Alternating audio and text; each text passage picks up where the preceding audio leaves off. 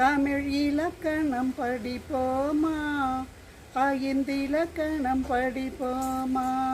ஆமாம், நாம் இப்போ தமிழ் இலக்கண வகைகள் அதை பற்றி தான் பார்க்க போகிறோம். அது 5 வகைப்படும். இது 6வது புக்கில் இருக்கக்கூடிய ஃபஸ்ட்டு இலக்கண பகுதி. இது TNPSC, TET, NET, SLET, TRB போன்ற எல்லா போட்டித் தேர்வுக்கும் இதிலேருந்து கேள்வி கேட்க வாய்ப்பு இருக்குது. அதனால் இது பள்ளி பசங்களுக்கும் உதவும். இதை நாம் பாட்டு மூலமாக எப்படி எளிமையாக ஞாபகம் வச்சுக்கலாம் அப்படின்றத பற்றி தான் இந்த வீடியோவை முழுசாக பார்க்க போகிறோம். இந்த வீடியோவை ஸ்கிப் பண்ணாதீங்க. எளிய முறையில் பாட்டு பாடி பாடி பாடி பாருங்கள். உங்கள் மனசில் ரொம்ப கஷ்டமே இல்லாமல் இலக்கணம் பதிஞ்சிடும். சரிங்களா? அதுக்கு முன்னாடி நம்ம சேனலை சப்ஸ்கிரைப் பண்ணாதவங்க எல்லோரும் சப்ஸ்கிரைப் பண்ணிங்க, பெல் ஐக்கானையும் கிளிக் பண்ணிங்க. அப்போ தான் நான் போடக்கூடிய வீடியோ எல்லாமே உங்களுக்கு சீக்கிரமாக வந்து கிடைக்கும். தமிழ் இலக்கணம் படிப்போமா, 5 இலக்கணம் படிப்போமா, எழுத்திலக்கணம் படிப்போமா, சொல் இலக்கணம் படிப்போமா, தத்தளிக்கும் வார்த்தை தத்தளிக்க ஆம முற்று பெறும் பொருள் இலக்கணம் படிப்போமா, கொஞ்சி வரும் யாப்பிசை கேட்கிறதே. தமிழ் இலக்கணம் படிப்போமா, 5 இலக்கணம் படிப்போமா, எழுத்திலக்கணம் படிப்போமா, சொல் இலக்கணம் படிப்போமா. பூவிதழ் பாரு ரொம்ப அழகுதான், அணி என்னும் தமிழ் இலக்கணம்தான், படிக்க படிக்க தமிழ் இலக்கணம் இரவும் பகலும் துணை வருமே. தமிழ் இலக்கணம் படிப்போமா, 5 இலக்கணம் படிப்போமா, எழுத்திலக்கணம் படிப்போமா, சொல் இலக்கணம் படிப்போமா. இப்போ இந்த பாடலை நம்ம பாடி பாடி பார்த்தோன்னா எளிமையாக இலக்கணம் நமக்கு மனப்பாடம் ஆயிடும். என்னென்ன இருக்குன்னு நான் இப்போ சொல்லியிருக்கேன் அப்படின்னு: எழுத்திலக்கணம், சொல் இலக்கணம், பொருள் இலக்கணம், யாப்பு இலக்கணம், அணி இலக்கணம். இது எல்லாத்துக்குமே எளிமையான எடுத்துக்காட்டு மூலயமா இப்போ நான் உங்களுக்கு சொல்லித்தரேன் வாங்க.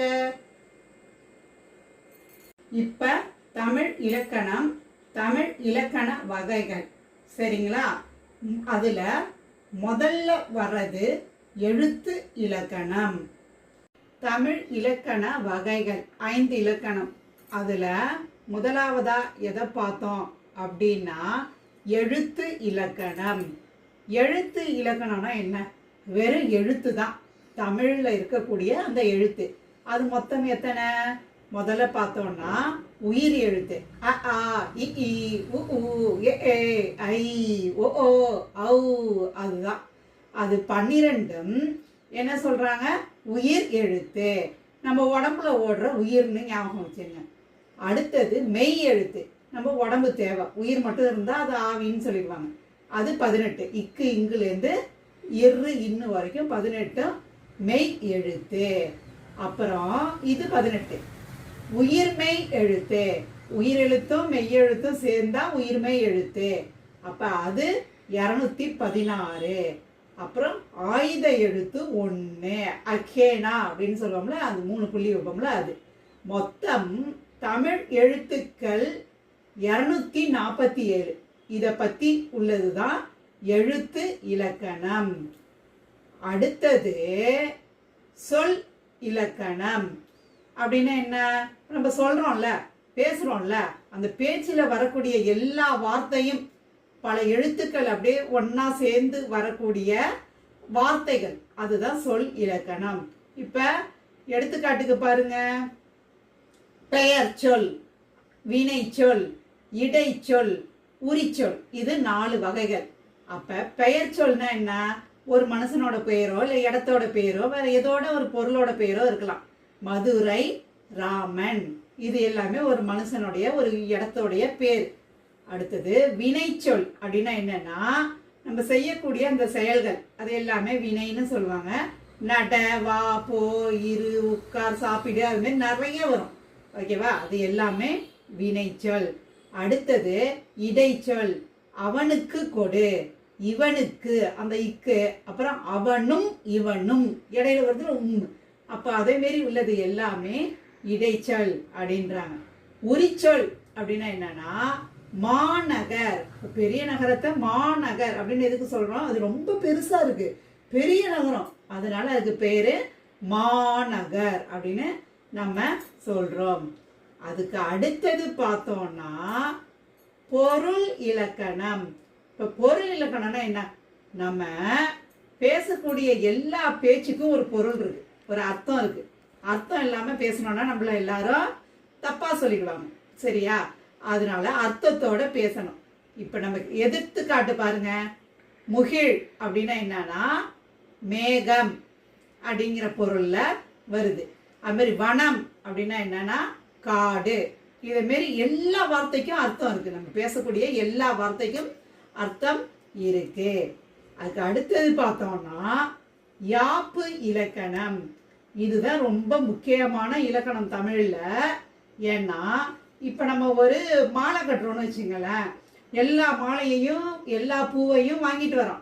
செவ்வந்தி, ரோஜா, மல்லி, முல்லை, மறிக்கொழுந்து, இன்னும் என்னென்ன இருக்கோ எல்லாத்தையும் மாத்தி மாத்தி ஒண்ணு ஒண்ணா வச்சு கட்டினாதான் கலரா அந்த மாலை ரொம்ப அருமையா இருக்கும். அதே மாரிதான் இப்ப தமிழ்ல ஒரு செய்யுள் இருக்குன்னா அதுல என்னென்ன வேணும் அப்படின்னு பார்த்தோம்னா மோனை, எதுகை, இயைபு, முரண், அடி, தொடை, பா, இது எல்லாமே இருந்தாதான் அந்த செய்யுள் எப்படி இருக்கும்? அழகா இருக்கும். அப்போ ஒரு மாலையை எப்படி நம்ம தொடுக்கிறோமோ நிறைய பூக்களை வச்சு அதே மாதிரி இந்த எல்லா இலக்கண விதியையும் வச்சு தொடுத்தாதான் அது ஒரு பா மாலை மாதிரி வரும். இப்ப உதாரணத்துக்கு நான் சொல்லியிருக்கேன் பாருங்க. விடிவெள்ளி நம்பிலக்கு ஐலசா, விரிக்கடலே பள்ளிக்கூடம் ஐலசா.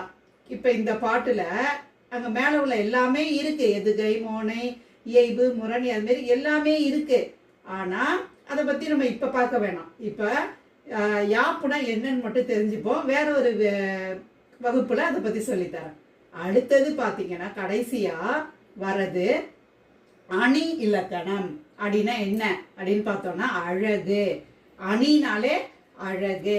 அழகுனா அணி, அதுதான். அதை எப்படி நம்ம கண்டுபிடிக்கலாம் அப்படின்னு பார்த்தோம்னா இந்த குறளை பாருங்களேன். சொல்லுக சொல்லை பிரிதோர் சொல் அச்சொல்லை வெல்லும் சொல் இன்மை அறிந்து. அப்ப சொல் சொல் சொல் சொல்னு பின்னா அப்படியே திரும்பி திரும்பி வருதா? இதை என்ன சொல்லுவாங்கன்னா சொற்பொருள் பின்வரும் நிலையணின்னு சொல்லுவாங்க. அதாவது ஒரே வார்த்தை பின்னாடி பின்னாடி வந்து இந்த செயலுக்கு இந்த பாட்டுக்கு இனிமை கொடுக்குது. அதே மாரிதான் அழகு அணினா. இதே மாரி நிறைய அணிகள் இருக்கு. அதையும் பின்வரும் வகுப்புல பார்க்கலாம். இப்ப நீங்க என்ன இந்த பாடலை ஒரு தடவை மனப்பாடம் பண்ணிட்டீங்கன்னா இங்க பின்வரும் அணியோட இலக்கணத்தோட பேர் எல்லாமே உங்களுக்கு ஞாபகம் இருக்கும். இதே மாதிரி அணியோட பேர்களை தெரிஞ்சுக்கிறதுக்கும் நான் வேற ஒரு பாட்டு ரெடி பண்ணிட்டு இருக்கேன். அதையும் பின்வரும் வகுப்புல பார்க்கலாம். இது உங்களுக்கு ரொம்ப பயனுள்ளதா இருக்கும்னு நம்புறேன். நன்றி.